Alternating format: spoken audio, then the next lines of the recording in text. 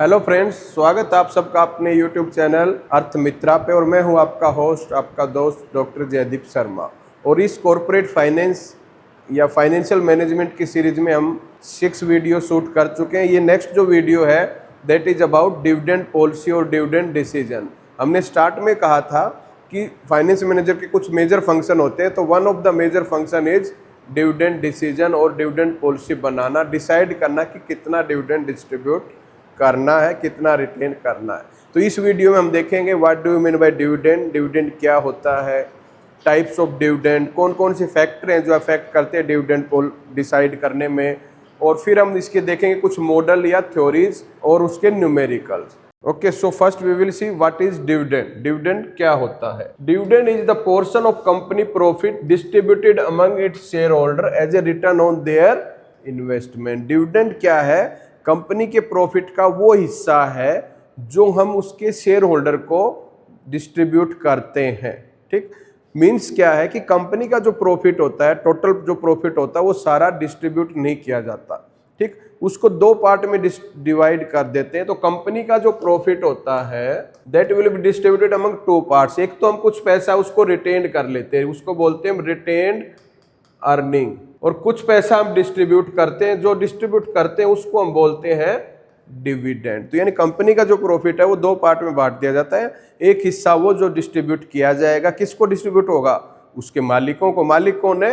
Share holder. तो यानी share holder को डिस्ट्रीब्यूट कर दिया जाएगा, उसको हम नाम देते हैं डिविडेंड। और कुछ पैसा हम रिटेन कर लेते हैं फ्यूचर के ग्रोथ के लिए, फ्यूचर पर्पज के लिए, उसको हम नाम दे देते हैं रिटेन्ड अर्निंग। इसके नाम अलग अलग हो सकते हैं, जर्नल रिजर्व हो सकता है, कैपिटल रिजर्व हो सकता है, ठीक, या सो ऑन, बट उनको हम कलेक्टिवली क्या बोलते हैं? Retained earning. यानी वो अर्निंग जो हमने कमा तो ली है बट हमने उसको रिटेन कर लिया है बिजनेस के अंदर। ठीक, तो ये जो डिसीजन है कि कितना डिस्ट्रीब्यूट किया जाएगा that is called dividend decision. और ये कौन लेता है? फाइनेंस मैनेजर या फाइनेंस डिपार्टमेंट। तो डिविडेंड क्या हो गया?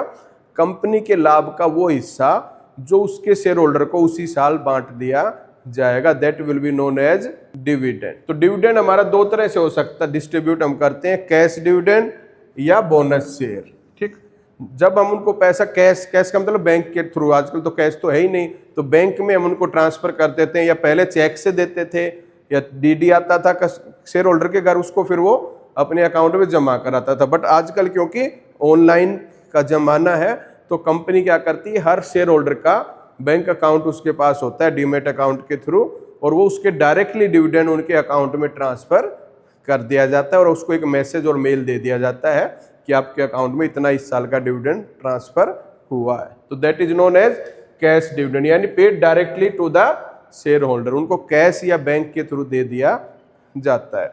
बट एक होता है बोनस शेयर। बोनस शेयर क्या होता है? जब हम उनको पैसा ना दे करके उनको शेयर दे देते हैं बदले में, तो that is known as bonus share. इसको हम डिटेल में आने वाले वीडियोज में समझेंगे। तो डिविडेंड क्या हो गया? हमारा प्रॉफिट का वो हिस्सा जो हम उसके शेयर होल्डर को बांट रहे हैं। तो उसी से रिलेटेड हमारा दूसरा वर्ड होता है डिविडेंड पॉलिसी। डिविडेंड तो क्या हो गया? कितना डिविडेंड देना है। पॉलिसी क्या होती है? हमने मैनेजमेंट में ही पढ़ा होगा। पॉलिसी क्या होती है? एक गाइडलाइन होती है जो हमें बताते हैं कि किस कंडीशन में क्या करना है या क्या नहीं करना, डू एंड डोंट। और दूसरा एक गाइड पॉलिसी का फायदा क्या होता है? सब लोग उसी कंडीशन में काम करेंगे, हर कोई डिसीजन उसी फ्रेमवर्क के अंदर लेता है। तो पॉलिसी एक फ्रेमवर्क हमें डिसाइड कर देती है। तो डिविडेंड पॉलिसी यहाँ पे क्या होगी? Dividend policy refer to the decision regarding how much profit should be distributed as dividend and how much should be retained in the business. इसका जो डिसीजन लेने की जो गाइडलाइन है वो बताती है हमारी डिविडेंड पॉलिसी कि कितना डिविडेंड हमें डिस्ट्रीब्यूट करना है, कितना हमें रिटेन करना है। क्योंकि ऐसा नहीं होना चाहिए किसी साल हम डिविडेंड बहुत ज्यादा बांट दें और किसी साल बहुत कम डिविडेंड बांटेंगे, तो उससे हमारे शेयर होल्डर की एक्सपेक्टेशन खराब हो जाएगी और उससे हमारी गुडविल या इमेज हमारी खराब हो सकती है। तो डिविडेंड पॉलिसी हमारी एक होनी चाहिए। ये हो सकती है 50-50 हो सकती है, 60-40 हो सकती है, 30-70 हो सकती है, बट पॉलिसी एक कंसिस्टेंट हमारी होनी चाहिए। ऐसा नहीं हो कि किसी साल हम डिविडेंड बहुत ज्यादा बांट रहे हैं, किसी साल बहुत कम बांट रहे हैं। तो हमारी एक पॉलिसी के तहत ये चलना चाहिए। ठीक, तो दो पार्ट में हमें कंपनी के प्रॉफिट को बांटना, one that will be distributed and the other one retain in the business. Business के अंदर रिटेन करना है। डिविडेंड क्यों बांटना है? To maximize share holder return. Share holder ने भी हमारी कंपनी में इन्वेस्ट किया हमारे शेयर खरीद करके, तो हमें उनको एक रेगुलर रिटर्न हमें देनी होती है, इसलिए हम उनको डिविडेंड देते हैं। क्योंकि अगर वो उस पैसे को कहीं और इन्वेस्ट करते तो भी उनको वहाँ से इंटरेस्ट के रूप में या कोई ना कोई रिटर्न मिलती। तो अगर उन्होंने हमारी कंपनी में इन्वेस्ट किया है तो हमें उनको रिटर्न रेगुलर देनी चाहिए, ठीक। बट रिटेन करना क्यों जरूरी है? फंड्स फॉर फ्यूचर ग्रोथ, क्योंकि कंपनी को फ्यूचर में ग्रोथ करना है, एक्सपेंशन करना है और इन्वेस्टमेंट करना है। और शेयर की एक फीचर्स क्या होती है, एक बार हमने शेयर होल्डर को इशू कर दिया तो हम उससे फर्दर मनी, एक्स्ट्रा पैसा और पैसा नहीं मांग सकते कंपनी के एक्सपेंशन के लिए, ग्रोथ के लिए। तो इसलिए सभी कंपनी क्या करती हैं, अपनी जो अर्निंग है उसको सारा डिस्ट्रीब्यूट नहीं करती, बल्कि उसका कुछ पोर्शन अपने पास रिटेन कर लेती। किस लिए करती हैं? For future growth and expansion, ताकि जब फ्यूचर में पैसे की जरूरत हो ग्रोथ के लिए, एक्सपेंशन के लिए, तो उस पैसे को यूज किया जा सके। तो यानी दोनों ही चीज जरूरी है, डिविडेंड बांटना भी जरूरी है बट रिटेन करना प्रॉफिट को भी जरूरी है। तो हमें एक कॉम्बिनेशन बनाना है, एक ऑप्टिमम लेवल डिसाइड करना होता है कि कितना डिविडेंड बांटें और कितना रखें। सो दोनों ही चीज हमें कंसीडर करनी है। तो आने वाले मॉडल में हम देखेंगे कि कैसे कैसे हम डिसाइड करते हैं या कौन कौन से फैक्टर हैं जो हमें ध्यान में रखने होते हैं व्हाइल टेकिंग दिस डिसीजन। क्योंकि डिविडेंड तो बांटना ही या रिटेन भी करना है, मेन डिसीजन क्या लेना है, how much to distribute and how much to retain, कितना तो हम डिस्ट्रीब्यूट करें और कितना रिटेन करें। ओके, उससे पहले हम देखते हैं टाइप्स ऑफ डिविडेंड। डिविडेंड भी हमारा 2-3 तरह से हो सकता है। सो टाइप्स ऑफ डिविडेंड, तो पहला डिविडेंड क्या हो गया, interim dividend. Interim dividend actually कुछ अलग से नहीं, इंटरिम डिविडेंड क्या होता है, अंतरिम लाभांश। यानी जब कंपनी नॉर्मली जो डिविडेंड दिया जाता है, जिसको हम फाइनल डिविडेंड भी बोलते हैं, वो कब दिया जाता है, जब कंपनी हमारी अपनी फाइनेंशियल स्टेटमेंट क्लोज कर देती है, फाइनेंस P&L बन जाता है, बैलेंस शीट बन जाती है, हमें प्रॉफिट का पता लग जाता है। उसके बाद कंपनी अपने एनुअल जर्नल मीटिंग में उसको अनाउंस करती है, declared after preparation of final account. वो उसको हम क्या बोलते हैं, सिर्फ डिविडेंड भी बोल देते हैं या फाइनल डिविडेंड भी बोलते हैं। बट कई बार, हर बार नहीं होता, कई बार कंपनी क्या करती है, साल के दौरान ही, यानी साल खत्म होने से पहले ही, अगर उसको लग रहा है कि इस साल अच्छा खासा प्रॉफिट हुआ है और वो अपने शेयर होल्डर को मोटिवेट करना चाहती है, खुश करना चाहती है, तो वो साल के दौरान ही, यानी अभी साल खत्म भी नहीं हुआ, उससे पहले ही डिविडेंड बांट देती है। That is known as interim dividend, अंतरिम लाभांश। यानी अभी हमें एग्जैक्ट नहीं पता कितना है, बट कुछ पैसा हम पहले ही बांट रहे हैं। तो it is declared during the financial year, यानी फाइनेंशियल ईयर के दौरान ही डिसाइड हो जाता है और डिक्लेयर कर दिया जाता है। जैसे हमारा फाइनेंशियल ईयर 1 अप्रैल से 31 मार्च, तो हम दिसंबर में, जनवरी में या फरवरी में अगर डिविडेंड बांट दें तो that will be known as interim dividend. और फाइनल डिविडेंड हमने ऑलरेडी सेकंड टाइप डिस्कस किया, जो साल खत्म होने के बाद, फाइनेंशियल स्टेटमेंट बनाने के बाद जो डिस्ट्रीब्यूट होता है, that will be known as final dividend. तो दोनों सेम ही है, डिविडेंड ही है, बांटने के ऊपर है। अगर हमने साल के दौरान बांट देते हैं तो उसको हम इंटरिम डिविडेंड बोल देंगे, बाद में बांटते हैं तो फाइनल डिविडेंड, और टोटल डिविडेंड इन दोनों का टोटल होता है। थर्ड जो डिविडेंड हमारा हो सकता है, कभी कभी होता है, that is bonus share.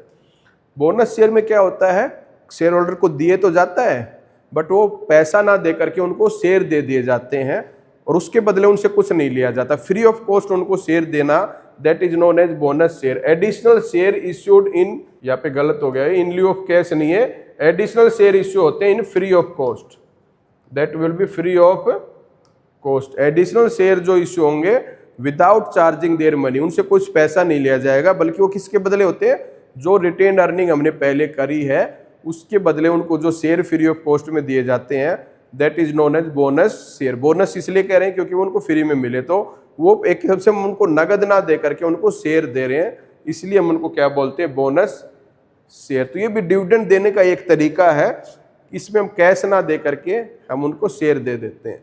And fourth is special dividend. हमने ऑलरेडी देखा इंटरिम डिविडेंड होता है, एक फाइनल डिविडेंड। स्पेशल डिविडेंड क्या होता है, ये कभी कभार, कभी 5 साल में, 10 साल में, कभी कभार अगर कंपनी के पास कोई अचानक से कुछ एक्स्ट्रा प्रॉफिट आ जाता है या कुछ पैसा उनको अलग से मिल जाता है, तो कंपनी उसको अगर शेयर होल्डर को डिस्ट्रीब्यूट करती है, that is will known as special dividend.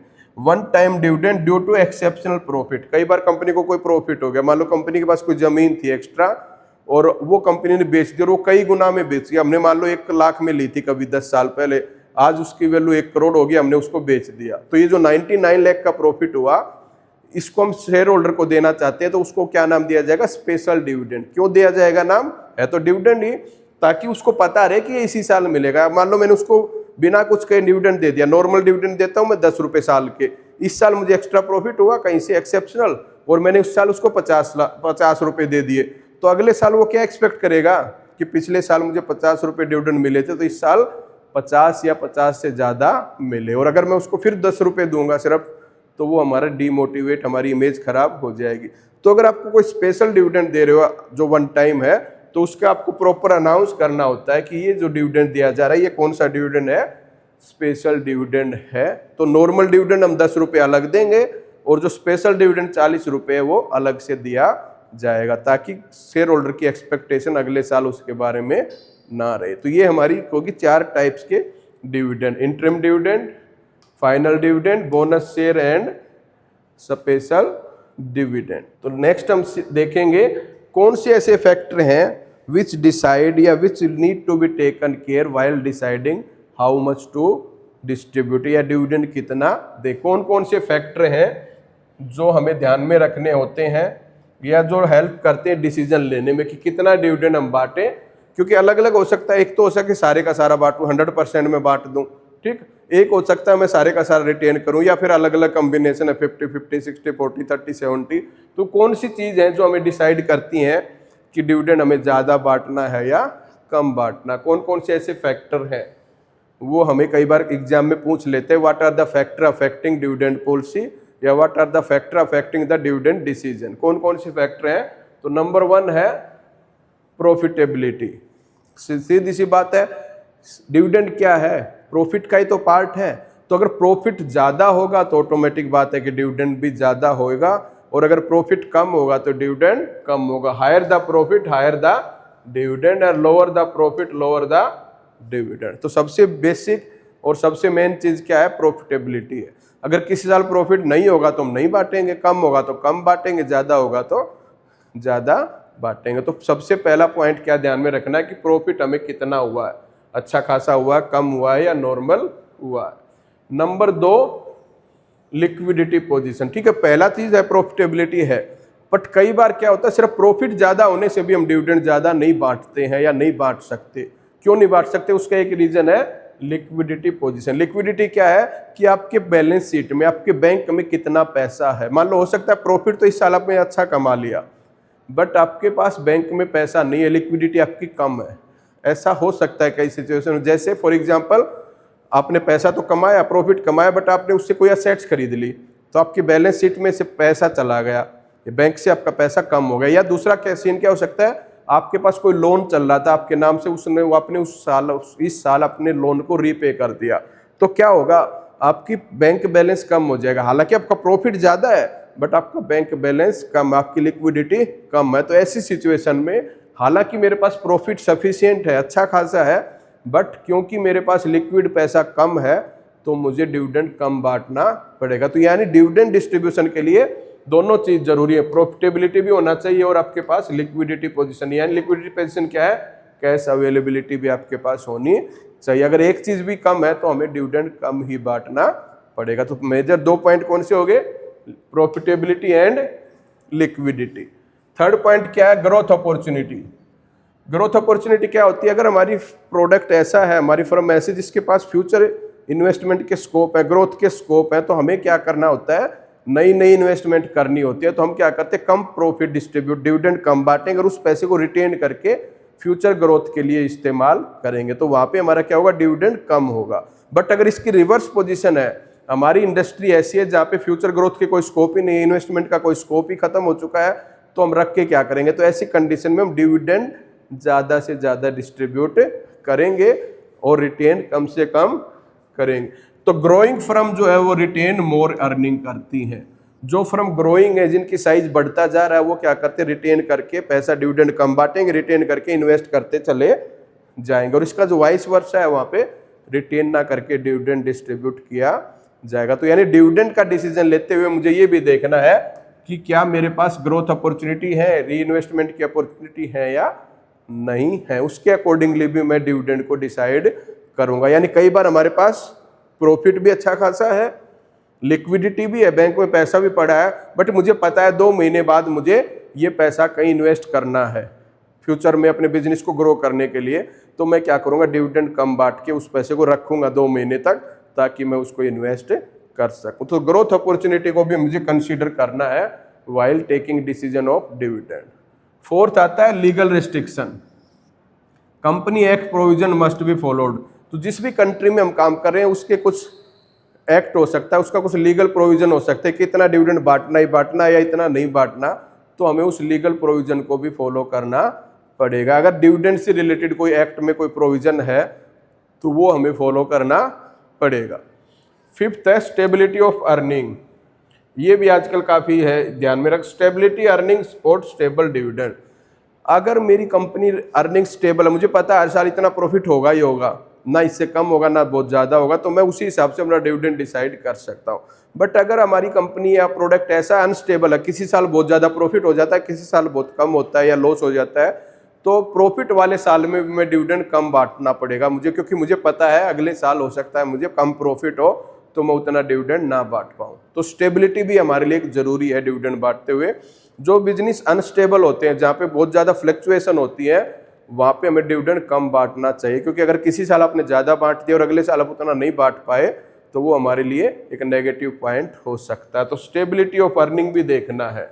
अगर अर्निंग हमारी स्टेबल है तो हम रेगुलर डिविडेंड अच्छा बांटते रहेंगे, अनस्टेबिलिटी है, स्टेबिलिटी नहीं है, तो हमें डिविडेंड कम बांटना पड़ता है। और किसी साल अगर बहुत ज़्यादा प्रॉफिट हो भी गया तो हम उसको डिस्ट्रीब्यूट ना करके अपना रिजर्व में रख लेते, ताकि जिस साल प्रॉफिट कम हो उस साल हम उससे यूज कर सकें। नेक्स्ट है शेयर होल्डर एक्सपेक्टेशन। ये भी एक इंपॉर्टेंट पॉइंट है कि कंपनी के मालिक कौन है, शेयर होल्डर, और डिविडेंड भी किसको जाना है, शेयर होल्डर को। तो शेयर होल्डर क्या चाहते हैं या क्या सोचते हैं, उनकी क्या एक्सपेक्टेशन है, वो भी हमें कंसीडर करनी पड़ेगी। अगर शेयर होल्डर चाहते हैं हमें ज़्यादा से ज़्यादा डिविडेंड मिले तो हमें उनको ज़्यादा देना ही पड़ेगा, और अगर वो चाहते हैं कि नहीं हमें नहीं ज़रूरत, आप इसको कंपनी की ग्रोथ में लगाइए, तो हम कम डिस्ट्रीब्यूट करके भी काम चला सकते। तो हमें अपने शेयर होल्डर की एक्सपेक्टेशन को भी पता करना चाहिए सर्वे के द्वारा, और फिर उसके हिसाब से डिसीजन लेना चाहिए। अगर शेयर होल्डर सोचते हैं हमें डिविडेंड आज ही दो और हम उसको रिटेन करते जा रहे हैं, तो वो धीरे धीरे शेयर होल्डर हमारे नाराज हो जाएंगे, हमारी गुडविल खराब हो सकती है। तो शेयर होल्डर की एक्सपेक्टेशन भी मुझे कंसीडर करनी है। नेक्स्ट है फिर 7 एक्सेस टू कैपिटल। मुझे ये भी देखना है कि क्या कंपनी को जब फ्यूचर में पैसे की जरूरत होगी तो क्या हम इजीली कैश ले सकते हैं या नहीं। अगर हमारे पास एक्सेस टू कैपिटल है, मुझे पता है कि अगर फ्यूचर में पैसे की जरूरत होगी तो मैं इजीली लोन ले सकता हूँ या शेयर इशू कर सकता हूँ, तो हम डिस्ट्रीब्यूट ज़्यादा डिविडेंड कर देंगे। और अगर वाइस वर्सा है, मुझे पता है कि फ्यूचर में पैसे की जरूरत होगी तो नहीं मिलेगा, तो मुझे ना चाहते हुए भी अपने प्रॉफिट को रिटेन करके रखना पड़ेगा, ताकि वो पैसा मैं फ्यूचर में यूज कर सकूं। ठीक, तो ये कुछ फैक्टर हैं जो हमें कंसीडर करने होते हैं while taking the dividend decision. Dividend decision क्या है, कितना डिविडेंड बांटना है और कितना रखना। तो कौन कौन सी फैक्टर हो गए, profitability number 1, number 2 liquidity position, number 3 growth opportunity, number 4 legal restriction, number 5 stability of earning, number 6 share holder expectation, and number 7 access to capital. ये सब चीज़ हमें ध्यान में रख के डिसीजन लेना है। अगर हमने जल्दबाजी में डिसीजन ले लिया तो वो कई बार हमारे लिए बैकफायर कर सकता है। इसी से रिलेटेड एक कंसेप्ट आती है dividend pay out ratio. Dividend pay out ratio क्या है, एक्चुअली एक रेशियो है जो हमने ऑलरेडी अकाउंटिंग फॉर मैनेजर में भी पढ़ते हैं कि कितना डिविडेंड आप बांट रहे हो। एक तो है कि मैं बताऊं कि मैं 5 रुपये बांट रहा हूं, कोई कहेगा मैं 8 रुपये बांट रहा हूं, बट उसको हम कंपेयर नहीं कर सकते ना जब तक हम उसको परसेंटेज में कन्वर्ट ना कर सके, क्योंकि किसी कंपनी का प्रॉफिट कम हो सकता है, किसी का ज़्यादा, किसी की कैपिटल कम हो सकती है, किसी की ज़्यादा। तो इसलिए हम एक रेशियो निकालते हैं डिविडेंड पे आउट रेशियो। तो डिविडेंड पे आउट रेशियो क्या बताती है, percentage of net earning distributed to share holder as dividend. यानी ये सिंपली क्या बताती है कि जो अर्निंग हमारी है उसका कितना परसेंट हम डिस्ट्रीब्यूट कर रहे हैं। जो पैसा आप कमा रहे हो उसका कितना परसेंट, 40%, 50% या 60%, कितना हिस्सा आप डिविडेंड डिस्ट्रीब्यूट कर रहे हो। जो 100 रुपये आपने कमाए उसमें से कितने रुपये आपने डिस्ट्रीब्यूट किए, तो आंसर इसका आएगा परसेंटेज में। तो फॉर्मूला इसका क्या होता है डिविडेंड पे आउट रेशियो का, dividend per share divide by earning per share into में 100। So dividend pay out ratio में बताता है कि एक शेयर पे हमने कितनी अर्निंग की और उसमें से कितना डिस्ट्रीब्यूट किया, इनटू 100 कर दिया तो आंसर हमारा आ गया परसेंटेज में। तो ये इजी टू अंडरस्टैंड हो जाता है कि हमने कितना डिविडेंड डिस्ट्रीब्यूट किया। फॉर एग्जांपल अगर हमारी डिविडेंड पे आउट रेशियो आती है 40%, इसका मतलब 100 रुपये अगर हम कमा रहे हैं एक शेयर पे तो उसमें से 40 रुपये हम डिस्ट्रीब्यूट कर रहे हैं। तो एक एग्जाम्पल से समझते हैं। मान लो हमारी अर्निंग पर शेयर है 20 रुपीज़, अर्निंग पर शेयर कितनी है 20, और डिविडेंड पर शेयर हमने कितना डिस्ट्रीब्यूट किया, मान लो 8 रुपीज़। तो हमारी डिविडेंड पे आउट रेशियो क्या हो जाएगी, डिविडेंड पर शेयर हमारा कितना होता है 8 रुपये, अर्निंग पर शेयर है इंटू डिवाइड बाई 20 इंटू में 100। तो आज जब इसको कैलकुलेट करेंगे तो आंसर आएगा 40%। तो इसका मतलब हमारी डिविडेंड पे आउट रेशियो कितना हो जाएगा 40%। ठीक, तो डिविडेंड पे आउट रेशियो हम निकाल लेते हैं। तो डिविडेंड पे आउट रेशियो हमारे एक सफिशिएंट होना चाहिए। अगर ये पे आउट रेशियो कम है तो इसका मतलब हम डिविडेंड कम बांट रहे हैं और रिटेन ज़्यादा कर रहे हैं। और अगर डिविडेंड पे आउट रेशियो ज़्यादा आता है 70%, 80%, 90%, तो इसका मतलब मैक्सिमम अर्निंग को हम डिस्ट्रीब्यूट कर रहे हैं और रिटेन हम कम से कम कर रहे हैं। ठीक, तो अभी तक हमने वीडियो में देखा डिविडेंड क्या होता है, टाइप्स ऑफ डिविडेंड, कौन से ऐसे फैक्टर हैं जो अफेक्ट करते हैं डिविडेंड डिसीजन में, और डिविडेंड पॉलिसी क्या होती है, and dividend pay out ratio क्या होता है और कैसे कैलकुलेट करते हैं। ठीक, इस वीडियो में हम इतना ही रखते हैं। नेक्स्ट जो इसका पार्ट होगा उसमें हम देखेंगे इसके न्यूमेरिकल्स, इसके मेथड्स या फॉर्मूला। इसमें हम 3-4 मेथड फॉर्मूले की बात करेंगे, मॉडल है एक्चुअली यहाँ पे, तो Walter model, Gordon model and MM approach. ठीक, तो आशा है आपको ये वीडियो पसंद आया होगा। अगर आपको ये वीडियो पसंद आया तो इसको लाइक, सब्सक्राइब एंड अपने क्लासमेट को शेयर ज़्यादा से ज़्यादा करिए ताकि सब तक ये वीडियो पहुँचे। Thank you.